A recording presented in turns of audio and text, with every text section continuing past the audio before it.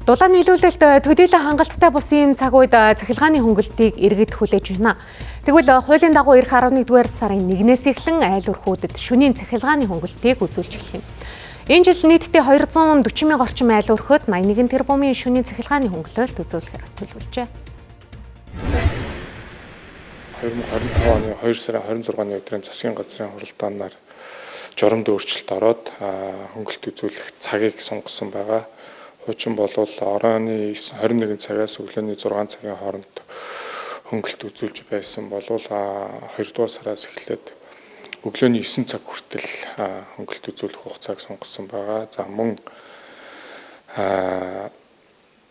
хэрэглээний дээд хязгаарыг бас 2 дахин нэмэгдүүлсэн. Өөрөөр хэлбэл одоо 220 вольтын хүчлийн түвшинтэй айлуудын хувьд хөнгөлөлт үзүүлэх дээд хязгаар нь 1500 кВт-цаг болсон.